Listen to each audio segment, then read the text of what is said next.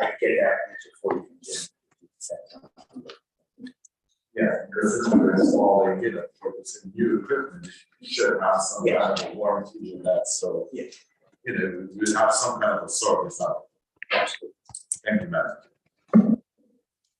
All the same. Any other questions? You answered mine that it includes labor, pricing. Yes. You have ordered them. Yes. Have they arrived? No. When is the 4 to 6 weeks. 4 to 6 weeks? And You the time- say that. Okay. And once they come in, how long will it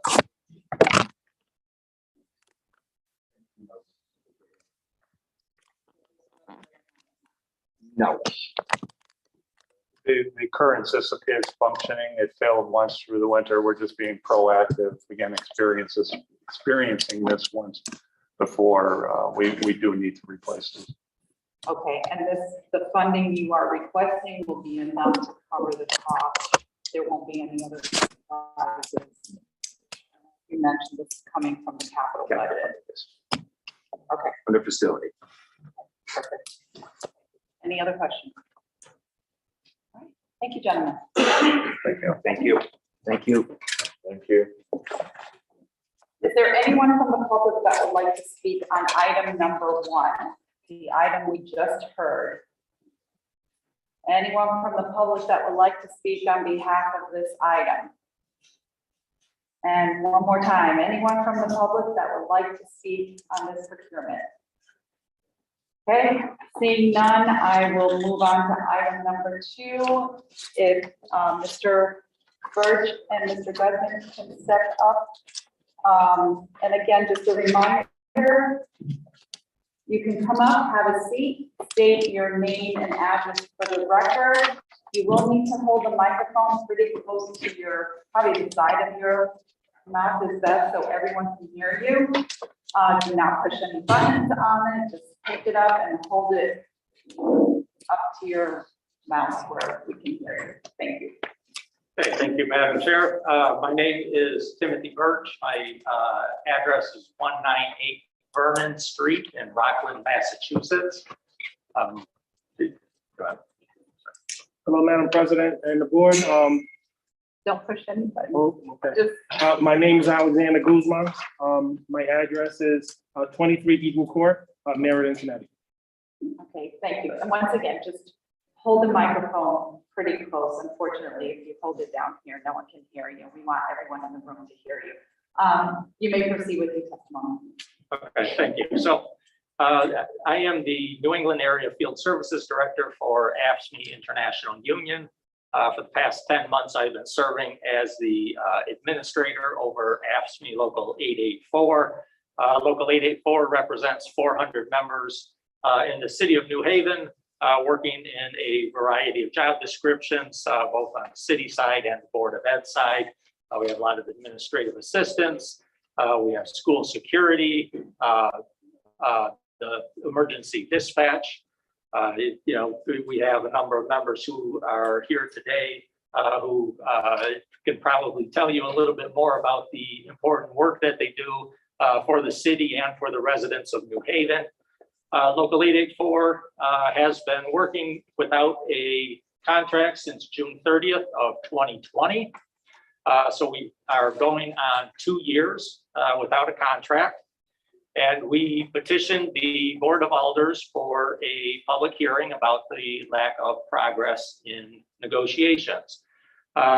We did have a couple sessions with the city, bargaining sessions in October of last year.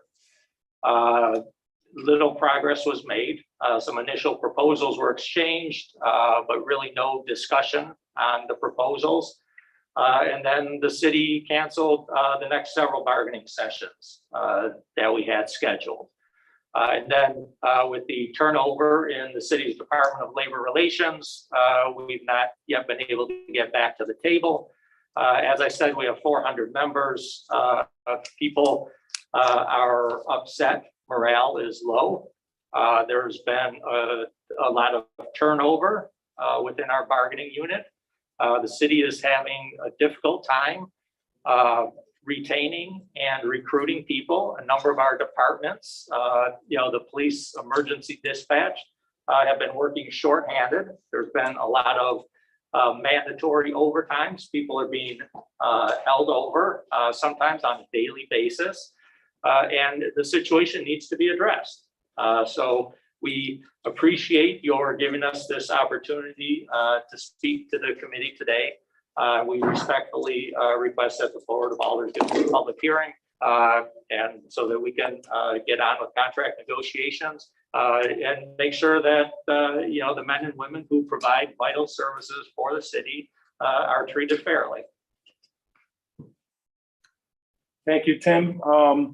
I think Tim said it all. One of the things I just want to emphasize that these folks are frontline workers. They're essential workers for the city. When we, some of these folks are in the health department as sanitarians, school security officers, 911 dispatchers.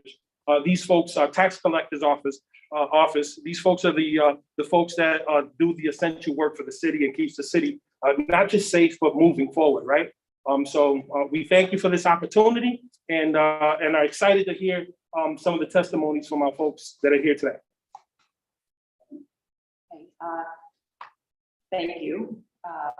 Appreciate it. I just want to note for the record that we do have Corporation Counsel Pat King here who is listening, as well as our labor director, Wendella Albati. So I want to rest assured, have you guys be aware that they are here, they are listening, and hopefully progress can be made. But if you'd like, you can have a seat and we will open it up.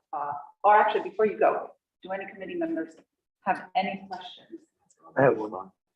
Go ahead, Alderman. You mentioned trouble retaining people. Is that basically the reason the contract and pay wage for retaining, or people aren't applying for the positions?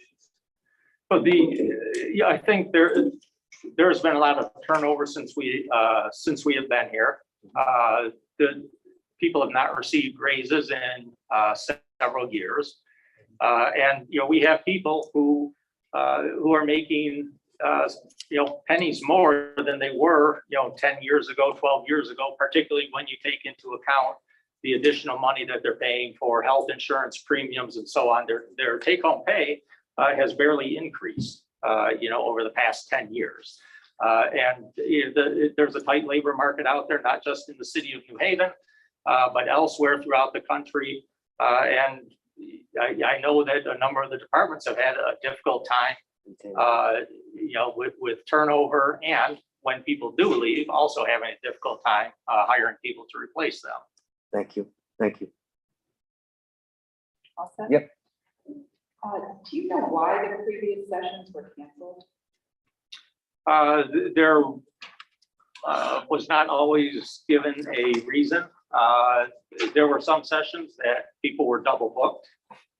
I know that, Kathleen Simpson, I think our last session, we actually met for 20 minutes because we had scheduled negotiations, and then she scheduled an arbitration hearing the same time.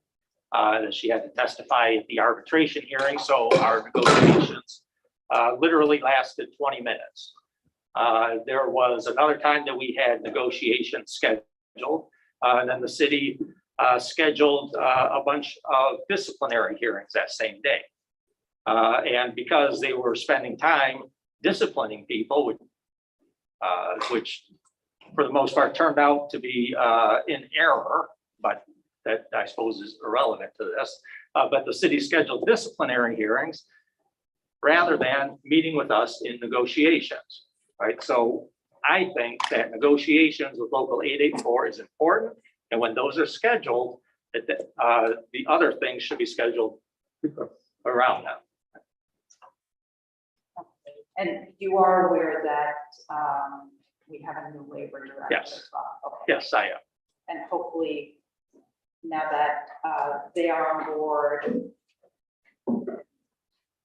rectify whatever happened in the past. But it sounds like there were a few things holding us back.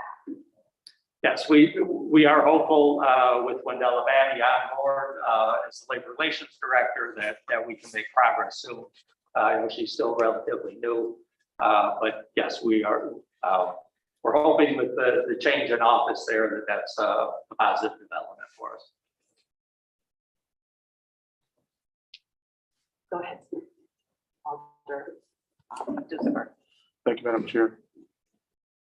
Mr. Birch, just out of curiosity, when was the last contract negotiated? So the term of the contract, I believe, was from 2015 through 2020. It was a couple years into it when the deal was made, so probably sometime during 2017 or 2018. So just as clarity, so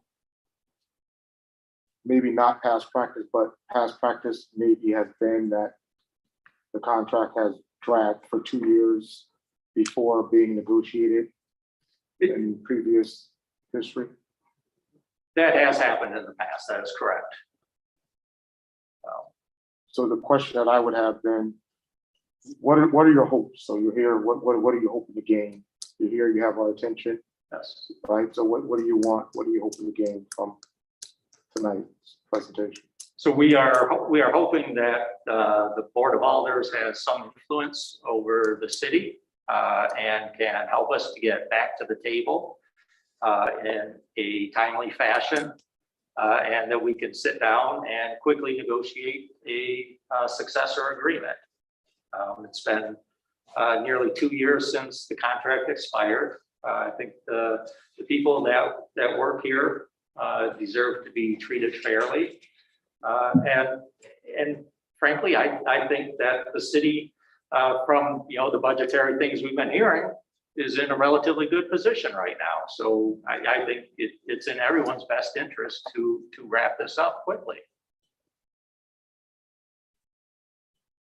Thank you. Thank you, Alder.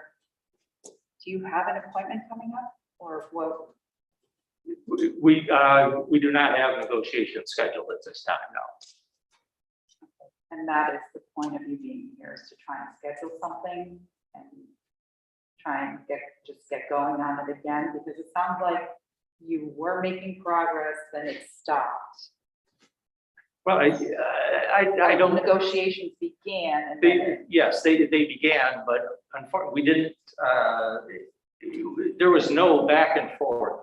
There was no real discussion between the union and the city. We made proposals, and the city didn't ask us any questions about our proposals, didn't ask us why we presented things that we did.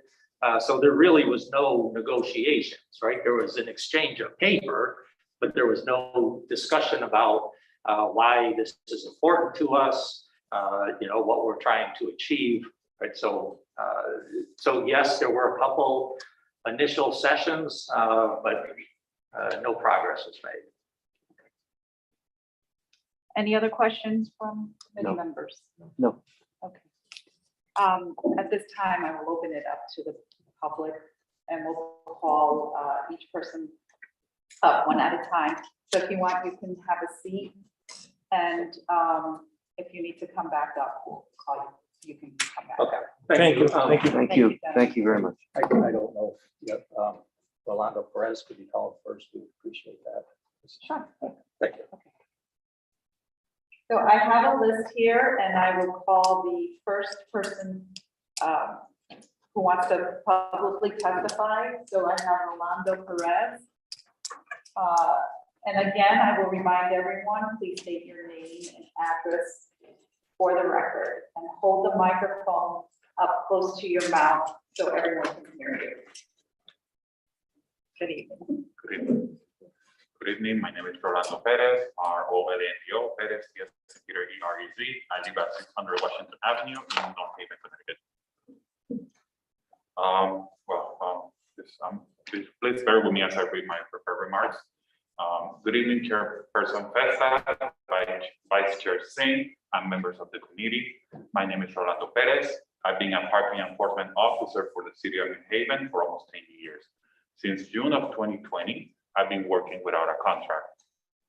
Our work keeps New Haven Street safe and open for residents and visitors who go to local businesses and community sites, as well as provide a steady source of revenue for the city. Making sure drivers on city streets follow the parking laws and regulations is obviously a job that you cannot do from home.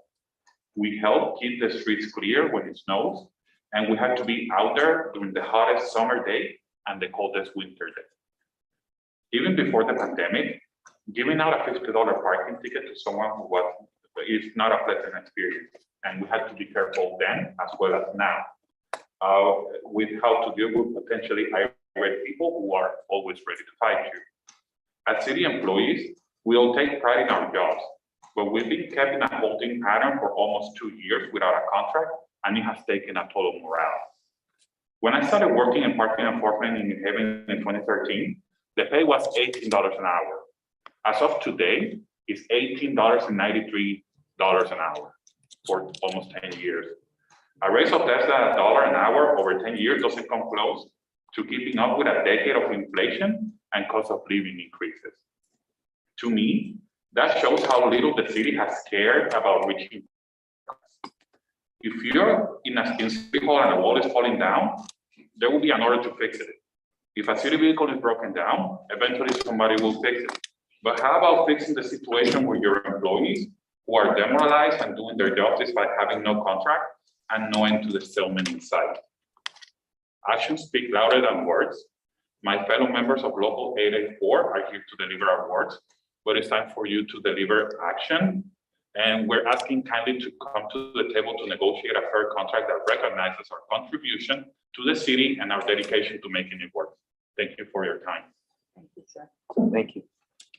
Any questions? Committee members?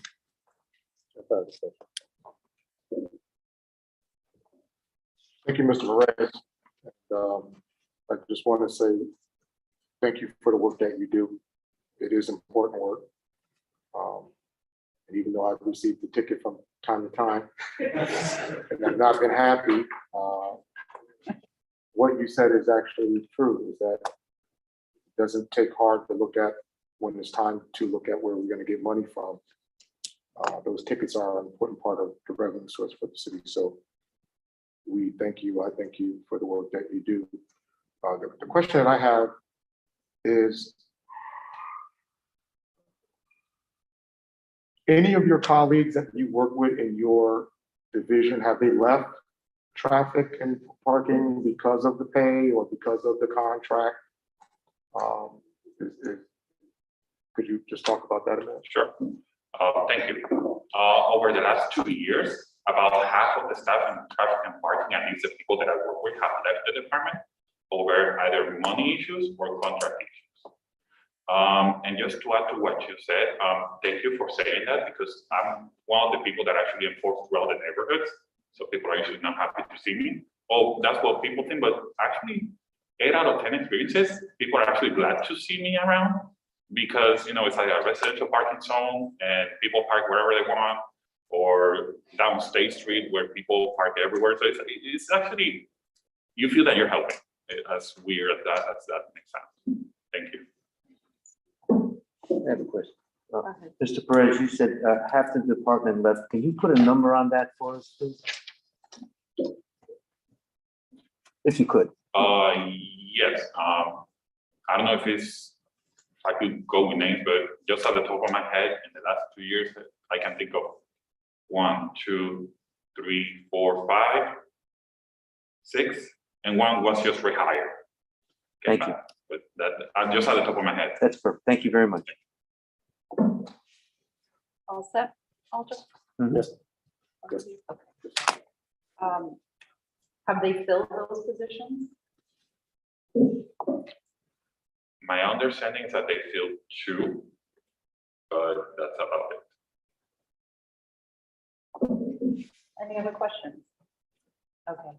Thank you, Mr. Perez. Thank you. Next on the list is Alyssa Delgado.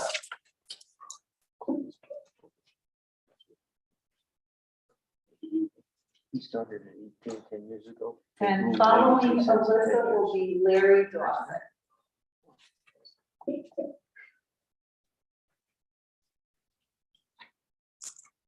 Good evening. Good evening.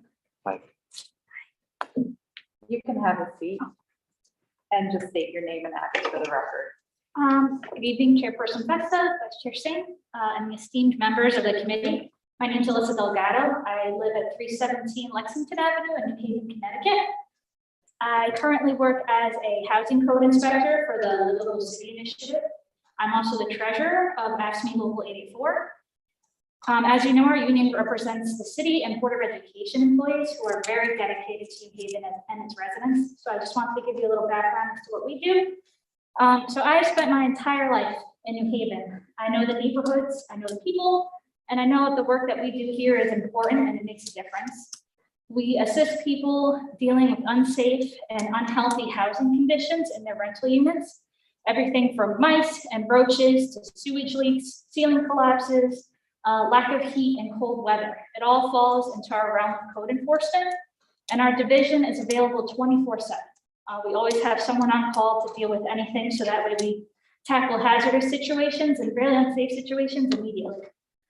We also conduct Section 8 inspections for the Housing Authority of New Haven in order to ensure that the people who are most vulnerable in our city are being placed in suitable housing and continue to live in safe housing. We make connections with property owners and tenants across the city to ensure that our renters and our residents are living in safe and healthy housing conditions, because that's one of the main things about being in a livable city, about creating a livable city. So COVID-19 did not, could not, and has not stopped our work. We are in people's homes every single day, and we have been since the beginning of the pandemic. Sometimes we're in 2 or 3 units a day, sometimes we're in 50 units a day, putting our own health and our own safety at risk in order to protect the residents of the city. So I just find it a little ridiculous that the Labor Relations Department is unable to meet with us and negotiate a new contract. It'll go back. The delay tactics, they really hurt our morale for both our AAs and our inspectors who are out there on the field. And it demonstrates a lack of respect and urgency for the work that we do and have done for as long as I can remember. The foot dragging also hurts us financially. As Rolando stated, our increases have been minimal, and we've worked nearly 2 years during this unprecedented time of hardship without a contract, and we're just falling further behind. We want to be treated fairly and equitably, and that's all we ask.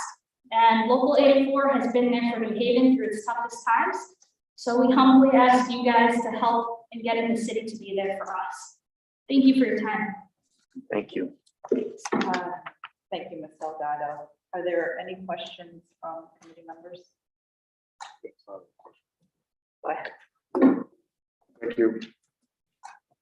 Thank you, Ms. Delgado. And again, thank you for the work that you do at LCI. We really appreciate that. I have a question. During COVID-19, just for your position and the position for anyone in your union that's assigned to LCI, were they able to work from home, or did you have to come in and do the work? The admins were able to work from home. The inspectors we were on call. They did put a pause on some of the less emergent stuff, the regular scheduled stuff, but we were still on call 24/7, still had to go show up at people's homes throughout COVID. Thank you. And my final question is, as well, have you been made aware of any of your colleagues that have left due to the delayed contract or the ongoing negotiation of the contract and the issues around the pay? As far as I know, we have had admins leave the city, find jobs elsewhere with better pay and better contract terms. Inspectors on my end, they're getting a little antsy as far as, they're clearly upset and they want change, but I haven't noticed that anyone has left the inspector positions. I noticed it more with the admin services that have, we've had a high turnover right now. Our housing code department is usually run by 3 people and there's only 1 person. And as far as I know, we haven't filled those positions yet. And those are union positions? Yes, those are 84 union positions. Thank you. No more questions, Madam Chair. Thank you, Alder. Anyone else? Okay. Thank you, Ms. Delgado. Thank you. And so after Larry Dawson, who's up next, is Mr. Frank Alvarado.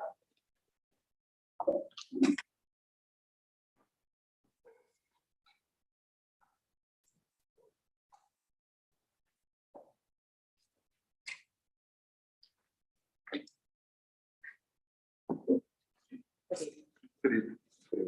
Larry Dawson, 33 Kenneth Street, West Haven, Connecticut. Good evening, Chairperson Fessa, Vice Chair Singh, and members of the committee. My name is Larry Dawson. I work for school security. I work across High. I am speaking tonight as Vice President of the Afscme Local 84. This is my 4th year working for New Haven. I was born and raised here. I have an incredibly strong attachment to the city and its people. It is an honor for me to be able to pour back into my community and its youth. My fellow members of Afscme Local 84 feel the same. We are proud of the work we do and the services we provide. In my case, that means keeping New Haven students safe and keeping the building secure. I am part of an amazing team of school personnel. Our collective mission is to make sure the kids are educated and supported in the classrooms and beyond. Local 884 members are frontline city workers. The job we do cannot be performed remotely. We came to work throughout the pandemic at great risk to ourselves and our families. We are proud of our work, but we are frustrated by the lack of progress toward a fair contract and settlement. Local 884 members have worked nearly 2 years without a contract. We recognize that COVID threw things into turmoil, but even so, you can imagine our frustration. The city is not engaged in meaningful discussions with our union. By doing this, they are sending a message that we are not respected, appreciated, or valued, even after all we did throughout the pandemic. On behalf of the members of Afscme Local 884, I'm here to inform you that this situation, to ask for any help and assistance you can provide. What we want is to be treated fairly and respectfully. Thank you. Thank you. Thank you, Mr. Dawson. Are there any questions from committee members? Go ahead, Alder. Thank you, Madam Chair. Thank you, Mr. Dawson, for the work that you do, keeping our children safe and working in the schools. My question to you is, this is a 40-hour-a-week job, and to your knowledge, you and your colleagues, are you able to sustain on this one 40-hour-a-week job, or do many of your colleagues have like additional part-time jobs or full-time jobs? Correct. Many of our colleagues have second and third jobs.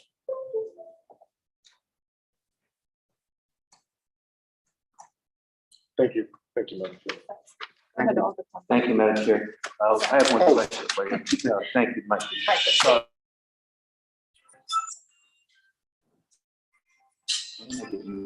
Not for this grade. Only to the new older, right? Mr. Dawson, I know the work you do and how important it is, being in education my whole life. I know how important that position is. Can you tell us how many schools at this point in time do not have security guards? I can't give you an exact number, but it's somewhere around 13. Thank you. Thank you, Madam Chair. 13. We have about 48. 48, 48. and only 13 security guards. And we know the climate and the somewhat mental state of our students, which is of concern. So I too appreciate what is done. Are there any security guards out on admin leave that is taking away from filling some of these schools? Yes, we have a couple out on, I don't know exact number, but we have a couple out on admin leave. We also have a couple out for medical issues as well. Okay. I won't ask you why they're on it. First of all, you can't disclose that information, but it's only a couple that are out on admin leave. I don't have an exact number right now. It's I can't probably give you more. an exact number, but yes. Okay, okay. Thank you, I appreciate that. Go ahead, Alderson. Alderson. Thank you, Madam Chair. Mr. Dawson, thank you for your service. So, the school you work at, how many security guards work at that school? 5. And is that school fully staffed with 5 security guards at this time? No, we should be somewhere around 9 to 10. Thank you, Madam Chair. And that's in one school that you need 9 or 10. What, is it based on the number of students that we need that many security guards in one school? I work at Cross is the biggest high school in the area. We sit somewhere around like 1,800 students. We have something like 200 doors that we need to watch. So yeah, we need about like between 9 and 10 to run it the way it should be. My kids go there, so thank you for keeping them safe.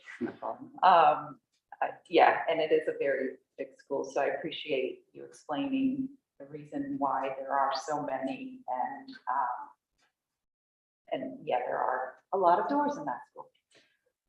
Any other questions from my Yes, Madam colleagues? Chair, one question. Go ahead, sir. Yes, Mr. Dawson. Do you have a minimum staffing clause in your contract for the security officers? No, And what's the number normal? So you said you're down. What is the number? Is it 25? Is it 30? Is it when you say the number, are you talking about the number of security officers we have? the number that you should have, or you would normally have? Times past, they said they got numbers over 100. We're down to somewhere around 56. Okay. Thank you. No more questions. Thank you, Mr. Thompson. Thank you for your time. Thank you. Frank Alvarado, and then it will be, is it Tijuana Johnson? And I apologize if I'm saying your name wrong. Good evening. Good evening. Frank Alvarado, 51 Van Path Road, Hamden, Connecticut, 06504. Good evening, Chairperson Festa, Vice Chair Singh, all the reps of board, and all the. My name is Frank Alvarado Jr. I work as a housing code inspector as well with Afscme, and have been working in that capacity for 7 years. I also serve on the negotiation committee, and I am also on the executive. I'm also an executive board member for Afscme Local 84. I certainly do enjoy the work I do and feel it is important in serving the residents of New Haven, just like every member of 884 who provides services to the public. Throughout the last 2 years, we have continued providing services to the public despite the risk during the pandemic. We still had contact with the public, entering occupied units, which put ourselves and our families at risk of catching COVID-19. And in fact, a number of our inspectors did contract COVID. Despite this risk, we have had to continue working without a contract since 2020. It is difficult for us to feel like the city appreciates the work we do and the services we provide. Since 2020, we have seen little to no movement on negotiations, kind of stalling on us being able to have a contract. Our inspectors, our admin staff, and many of our other fellow 84 members do not have the luxury of working from home. We need the city to come to the table and negotiate in good faith with us so that the members of 84 can be shown the respect they deserve. We see an inflation increase and costs continue to rise, but without a contract, we'd have to make do with less. This has happened as we've been able to do even more at work with tasks outside of our job descriptions. We still continue to show up and provide excellent services to the city. We just ask that the city comes to the table and negotiate with us in a meaningful way. Thank you. Thank you, Mr. Alvarado. Are there any questions from committee members? Madam Chair. Go ahead. Thank you, Mr. Alvarado. Thank you again for the work that you all do at Housing Authority and LCI, excuse me, at LCI.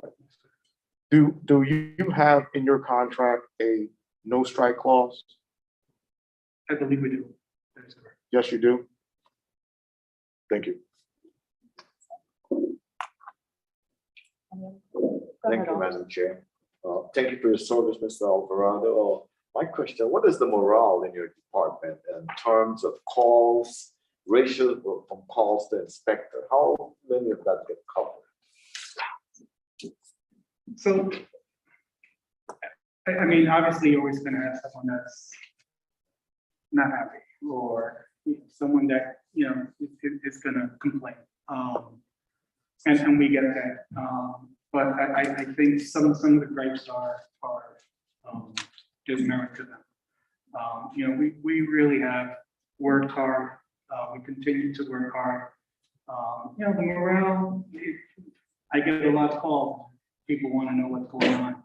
They want to know what's going on with the contracts. They want to know, you know, why are we still going into these units when, you know, there's still an outbreak. It's great now. You know, the numbers are down. I feel safer going into places. It's still not 100%.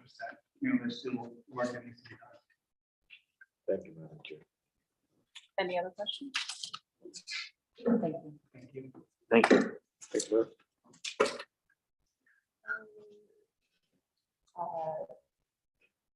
Ms. Johnson, and then is that Kim Bray after that?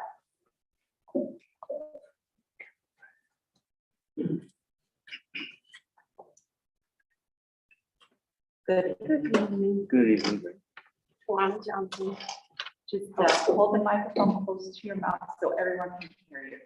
Juan Johnson, 99 Clinton Street, New Haven. Good evening, Chairperson Bessa, Vice Chair Singh, and esteemed members of the committee.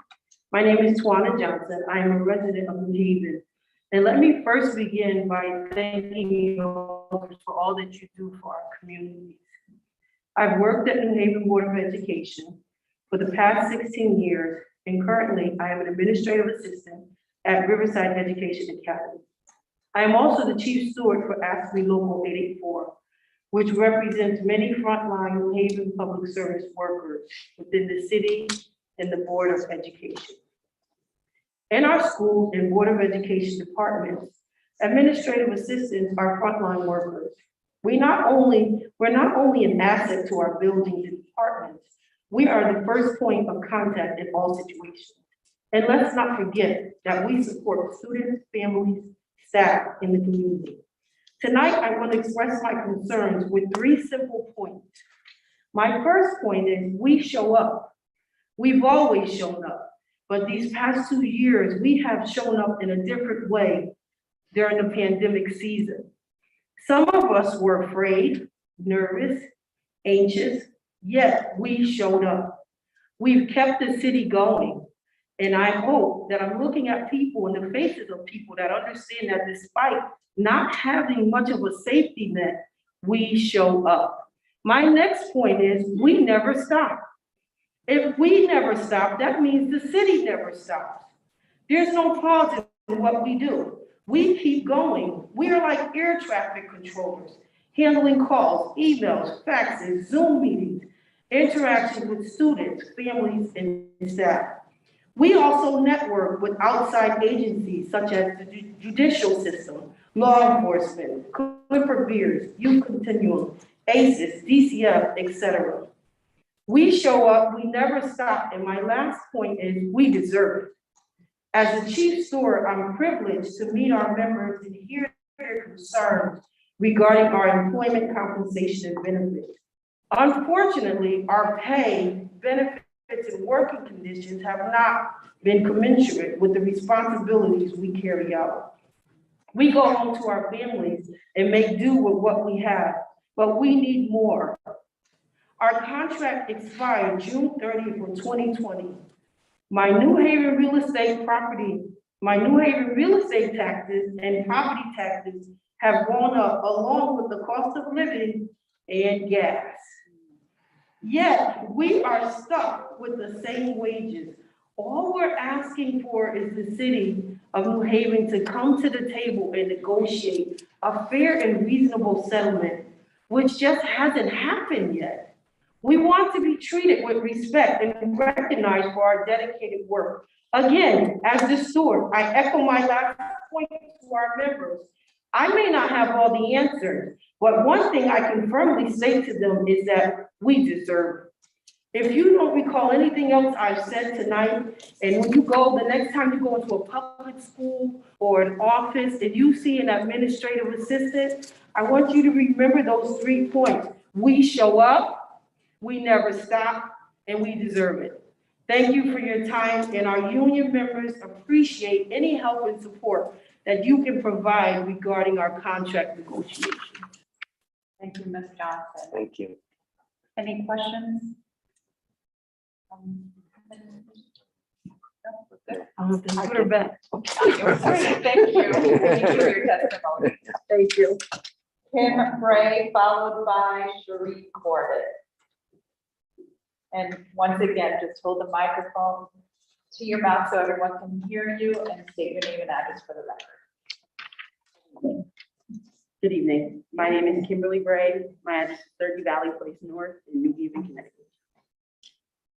Good evening, Chairperson Festa, Vice Chair Singh, and members of the committee. My name is Kimberly Bray. I work as a records clerk for the New Haven Police Department. I am also president of Afscme Local 884 in a New Haven record. I've been on the job for 8 years. I enjoy the work that I do. It is rewarding to interact and serve the public daily. Despite the passion we bring for public service and supporting our community, overall morale among our members is low. We see our counterparts in other towns getting paid more money doing less. Others and I wear multiple hats. Constantly, there are new tasks added to our plate. The additional work not only goes beyond our job descriptions, but also does not reflect in our paychecks. For example, in my position, I am responsible for taking expedited calls from the public and writing police reports for certain types of incidents and processing police body camera footage.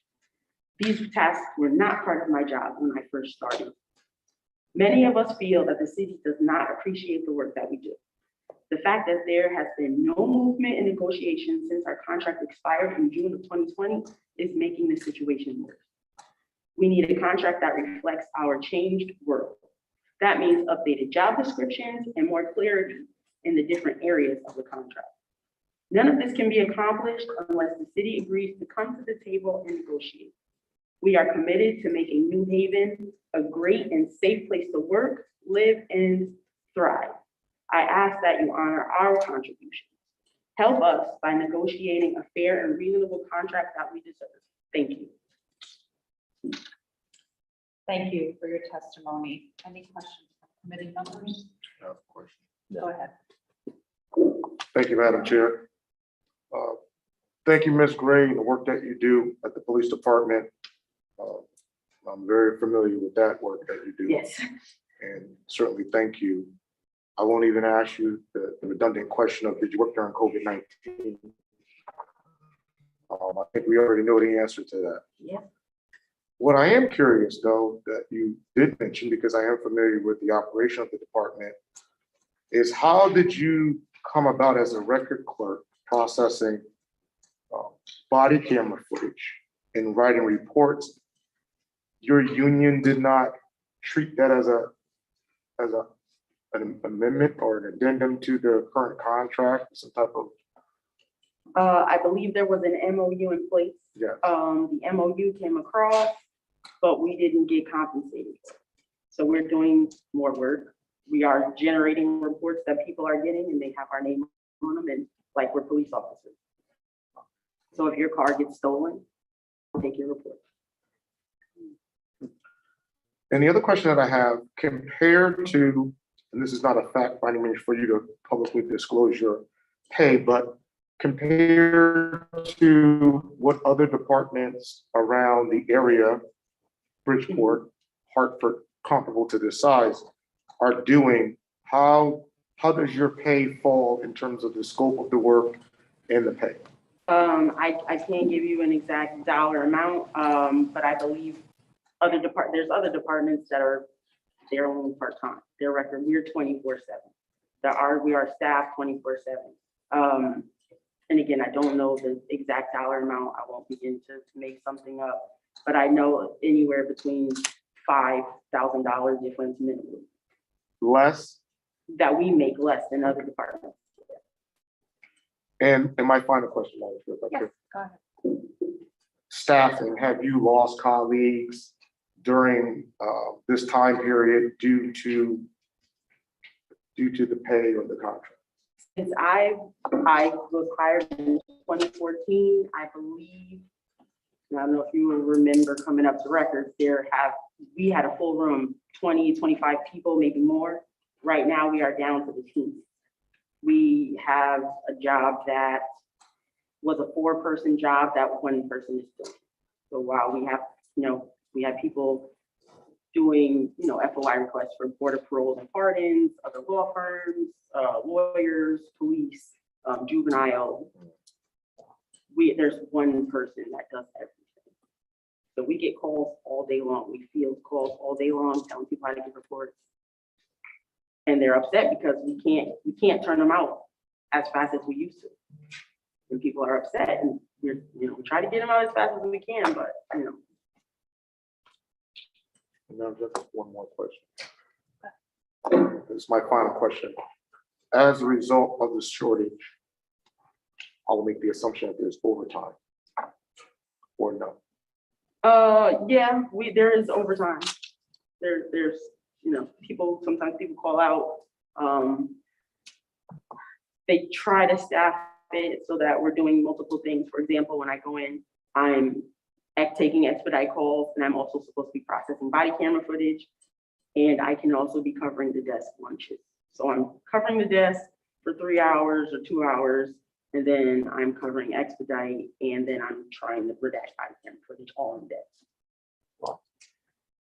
No more questions, Madam Chair. Thank you. You mentioned that job descriptions have not been updated. Do they need to be updated, or are you doing all these extra, let's say, jobs because of the shortages? No, when I started, there was no body camera footage. When I started, we were not doing expedite reports. There's every day, there's something new, something changing that we didn't do before, but now we do. For example, we didn't enter state's attorney's warrants before. It would just be our officers take them down to the court, they get signed, and then they come back. Now we get state's attorney's warrants that we have to enter. Okay, so your department is, well, I'll just use you, responsible for all of that. It's not because there's a position for, let's say cameras, body cameras. So there's no hired help to cover just specific items. For 2 years, I was the only person processing body cameras solely by myself. We had other people, we had about 5 or 6 other people. We had a total of 8 people doing body camera footage. 5 of them have left. So there are vacancies within the department, your department, which is also hindering. Oh, we are severely understaffed. Severely.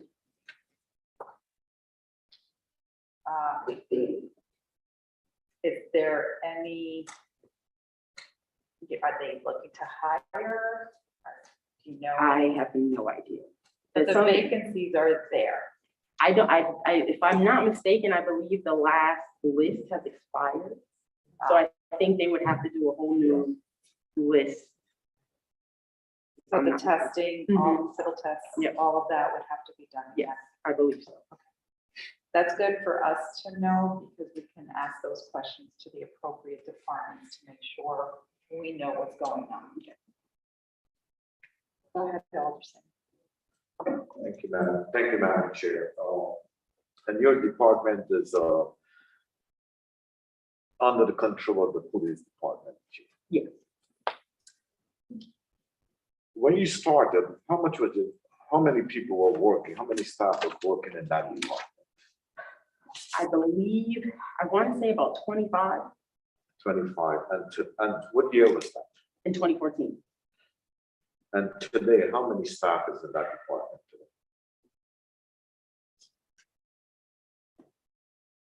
for probably maybe about 18 to 15. I don't know exactly. So you lose approximately 10. Yeah, we're down. I mean, I'm sure there's people I can't remember from when I first started, but we're down almost half, if not more. If you can, what is the percentage of the work you think increased from 2014 to now with that body camera footage, et cetera, and report? What does the work increase? The workload for body camera footage alone it's extenuous. So if somebody requests body camera footage, I have to redact it. I have to go through frame by frame. Let's say I'm actually working on something I've been working on since September.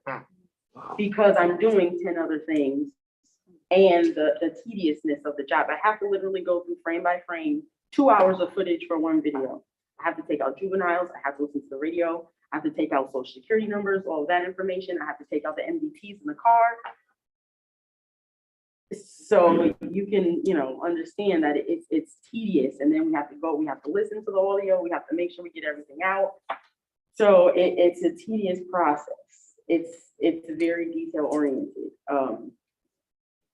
So that workload is heavy. Madam Chair, if I may, just for clarity. Yep. And your body cam, is just for attorneys and Nope. for evidence? Or Anyone can, it's freedom of information. Anyone can request. gonna request that? Yep. But you're not processing it for the police, just for the public. Right. Well, I mean, if officers need body camera footage, we don't redact for the officers. We give it to them if they need it, but we don't have to redact it for them. Thank you. Thank you, Madam Chair. Do we charge for that? Yes, we do. It's $50 for the first 2 hours and $25 each additional hour. So it brings in a good amount of revenue for the city, which is good. It's a very tedious process. Yes. Okay. Any further I questions? have one more question. Madam Chair. I know often at the department, officers who are either on a pending disciplinary, officers who are injured or in some type of medical situation can be assigned to records and then therefore used as the, I guess, supplemental staff. Is that still happening or has that changed? It is currently still happening. Thank you. That's it. No questions. No questions? Thank you very much. Thank you. Thank you. Should we move forward?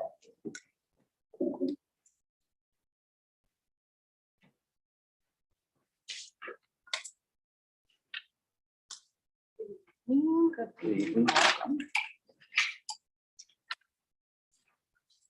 Sharon Corbett, 161 Beach Street in Union. Good evening, Chairperson Vesta, Vice Chair C, and esteemed members of the committee rather. My name is Sharon Corbett, and I currently work in the dispatch within the police department. I'm also an executive board member of the Afscme Police Force. It has been a privilege working for the city, and I absolutely love what I do. And the PSAP, which is the Public Safety and Transport Department, many of us worked 16-hour shifts, 4 to 5 days a week during the pandemic. On top of making sure we didn't get sick, the call volume increased dramatically and it was a lot. People in the department are burned out, and the entire department is essential, including the administrative assistant. Despite serving on the front line and risking our individual and family's health, we are still without a contract. In the nearly 2 years since our contract expired, we have seen employee morale diminish greatly. I've been in PSAP for 4 years, and I have fresh eyes and boundless energy to see the improvements that we need for our members. Currently, we are short-staffed by about 8 people, and we should have even more staff than that. We believe mental health days are important and shouldn't count against us. We need a rotating schedule so that shifts are fairer, and we don't even have a proper break room for us to relax and clear our mind after taking all of these challenging calls. We want to be respected and appreciated for the work we do to keep the community safe. The longer we go without a contract, the more frustrated we are. The new contract would relieve a lot of stress for a lot of people. You can't shut 911 off, so why is the city shutting us down? We need the city to step up and come to the negotiating table. Let's get things squared away so the workers who sacrifice so much can see changes implemented that will undoubtedly improve our working conditions and lives. Not to mention, we are currently the lowest paid PSAC, but answering the most 911 calls statewide. A new contract is needed, and we hope that we can make progress. Thank you. Thank you for your testimony. Are there any questions? Go ahead, Alderson. Thank you, Ms. Corbett. How many people staff in 911? So we are budgeted for 52, but there's currently like 41. Thank you. Sounds good. Thank you. Good job. Thank you. Appreciate the work. Thank you. Thank you. That concludes our speaker sign up, but I'll put it out there if anyone else would like to speak from the public. This will be your opportunity. If I may, I just recently, so my name is. Step up. Come on down. Thank you. And you may have a seat and state your name and address for the record, please. Thank you. My name is Anna Maria Moss. I live at 770 Wintergreen Avenue in Hampton, Connecticut, and I'm also a proud member of Local 884. Thank you for taking the opportunity to hear my colleagues, co-workers. I also work at Wilbur-Cross High School. And just to add a little bit of the stress that we endured. 4 people are supposed to be administrative assistants in the school. We started the school with 2 this year. So the 2 of us did the work of 4 for about 4.5 months. It was very stressful.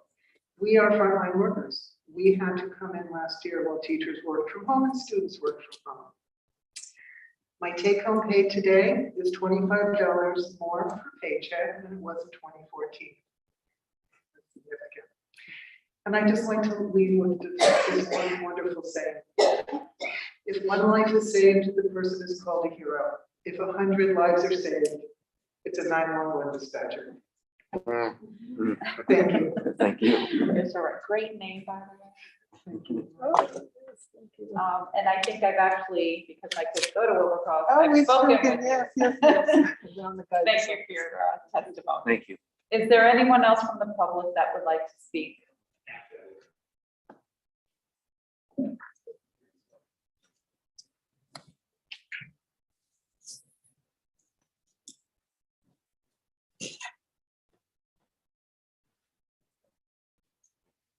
Hello, my name is Albert Rivas, And just name and address. 27 Colonial Lane, Wallingford, Connecticut.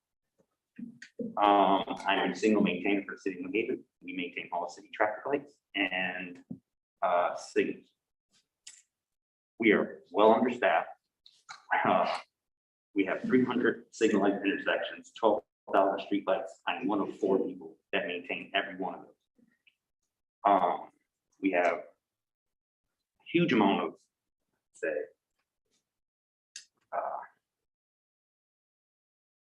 money going in all the wrong directions. We have engineers getting different positions who hire increases. We have not seen a penny since. We are well underpaid compared to other municipalities in the area and understaffed. So the one thing I like to say is it would be great to see more money going towards, the either funding of employees or getting us more money towards in our new negotiations for our salaries. Thank you. Any questions? No. Thank you, sir. Thank you. Thank you, sir. Is there anyone else in the public that would like to speak? And just a reminder, hold the microphone close and state your name and address for the record.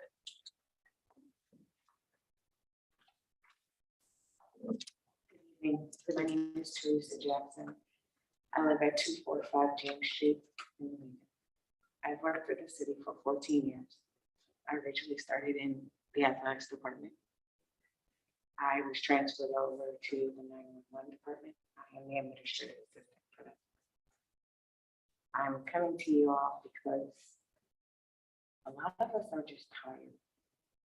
We love what we do, but we want to be heard. And I understand that change has happened within the administration. And I understand that people need time to do things that we need to do. But as an 884 member, we waited for 2 additional years just to be heard today for the first time. So thank you very much for listening to us all. We just want fair. My department is understaffed. It is understaffed by 8 people. We need more people to take 911 calls. Even the supervisors, we need more supervisors. I implore you to please come to the table and just ask them, hear us out, negotiate with us. Don't just take our ideas and just say, we're gonna hold on till we get back to you. If there's reasons, that's the point of negotiation. Sorry. I thank you again. Administrative assistant wise, I want to give the kudos to Tawana because she said everything that every admin has wanted to say for a very long time. Without us, the city cannot run. And that's very important to understand. Without all of the locals, but especially 884, it does not run if we do not do what our jobs are. So I just hope that someone can speak to someone and say, listen to what they have to say and get us a fair contract. Thank you. Any questions? Go ahead. Thank you, Madam Chair. I've been getting these calls a lot from my constituents. When they call 911, they have to stay on hold for quite some time. Could you speak a little bit to that, please? 911 operators' main job is to answer 911 first. There is a non-emergency number. Those operators answer both 911 and non-emergency. What I would think would help, in my opinion, is that there are more call takers hired, even if it's specifically for non-emergency numbers. It's difficult because it is a police department. They have jobs as well. The IVR system in there, it routes to wherever you want to go. But some people are impatient and they just hit 0 or they just dial 911. We have received calls just to find out when certain departments are open. It's changed from being a 911. It's like we are the communications department for the city of New Haven. I'm not sure how it can change, but it has to change. Jobs need to be reclassified within local 884. Everyone is doing multiple job descriptions. I'm doing multiple job descriptions, but I'm not here to discuss that. But I know that I'm not the only one. And we just want fair. We are lower paid. When you start looking outside for other employment, and you find that other municipalities are paying people more to do less, it's kind of a slap in the face to 884 because we're doing more for less. And we just want something fair. Thank you, Ms. Jackson, and thanks for your service. Thank you. Thank you, Madam Chair. Thank you. Thank you. Thank you. Is there anyone else from the public that would like to testify on this item? Again, is there anyone else from the public that would like to testify? And for a third time, anyone from the public that would like to testify, please come forward. Okay, seeing none, do I hear a motion to close the public portion of this meeting? I make a motion to close the public portion. Second. A motion has been made and seconded. We'll take a vote on closing the public portion. All in favor, say aye. Aye. Any nays? Yeas have it. Do I hear a motion to move item 1? Motion to move item 1. Second. The item has been moved and seconded. Any discussion on item 1 only at this time? regarding the procurement for the $19,444.90. Madam Chair, I urge my colleagues for this, items and the funding is coming out of the general fund. And it's not coming to the thing, so I encourage my colleagues to support this item. Thank you, Madam Chair. Thank you all. Is there any other discussion on this item? Yes, Go Madam ahead, Chair. Albert. I have personal experience that area actually flooding out over the years. So it is something that is critical. It creates an issue when it does flood, and it actually creates more of an economic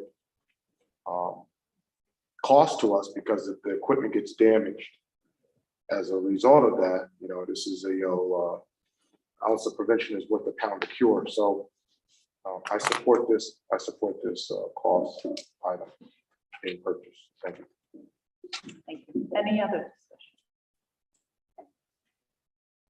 For me, it sounds like it's something that needs to be done, has to be done in order to also protect our equipment and our property. We know that flooding, as my colleague just mentioned, is very prominent in this area. So we will now take a vote. All in favor of item number 1, say yay. Yay. Yay. Any nays? Abstentions? The yeas have it. Item passes. Do I hear a motion to move item 2? Madam Chair, I make a motion to move item number 2. Second. Item has been moved and seconded. Discussion on item number 2. Go ahead, Alberto.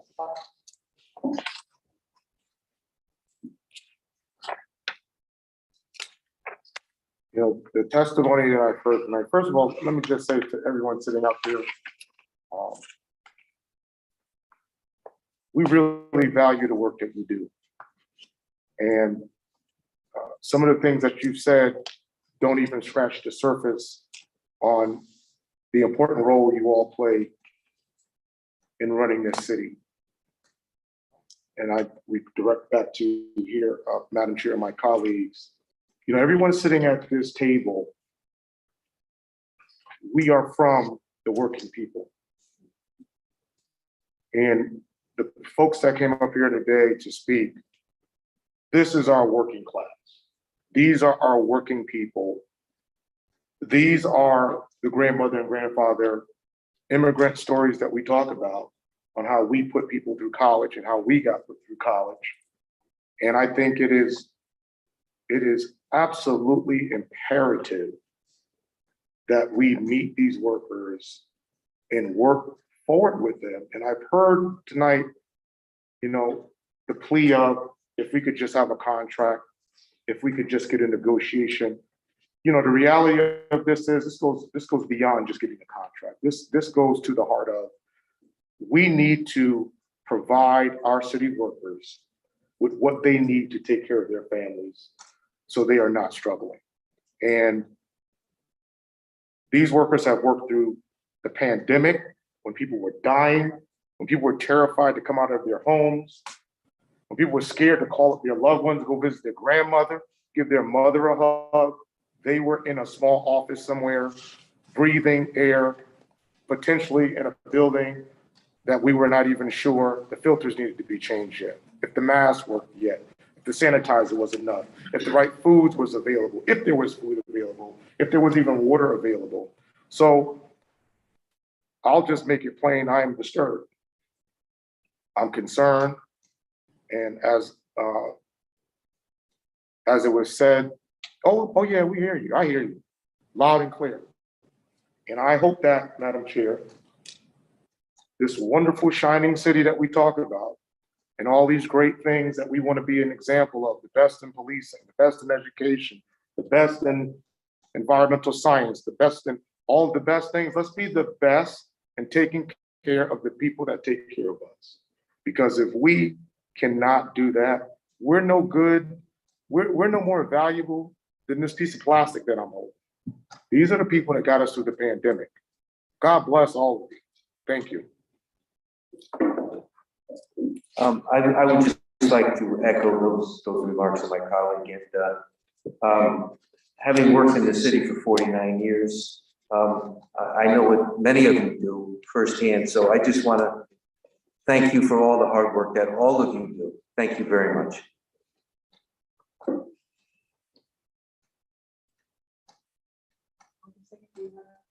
Yes, Madam Chair, thank you all. First, let me commend you all for coming out here tonight and testifying. It is a vital job you do, especially the 911 call, which is so much dependent on that frontline worker. Madam Chair, I would recommend that we send a letter request to this committee, requesting a hearing.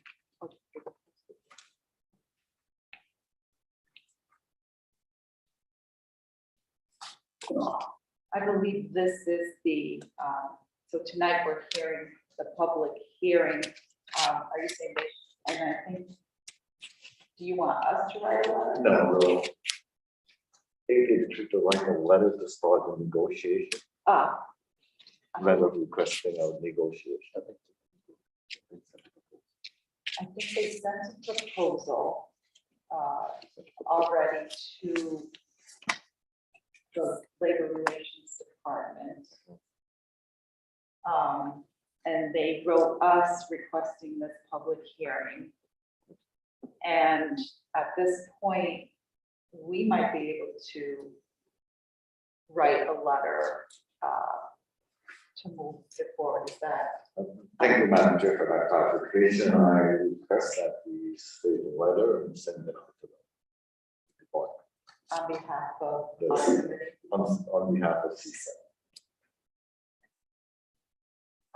Misty, is that something we are able to do? I just want to make sure we follow all the proper. Yes. Okay. Now, if everyone agrees to it on this committee, where we would write a formal letter requesting a formal meeting, I think that's something we all need to agree on. We should probably take a vote on it. So are we all in agreement to write a letter on our behalf to the Labor Department, our Labor Director? I'm in agreement with that, Madam Chair. Yes. Yes, okay.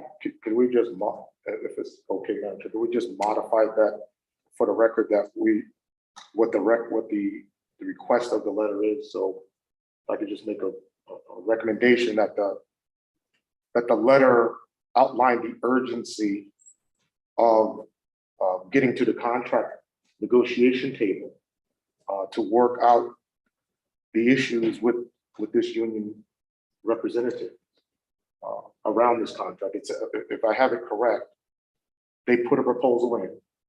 They had a couple of meetings in October and they've been paused.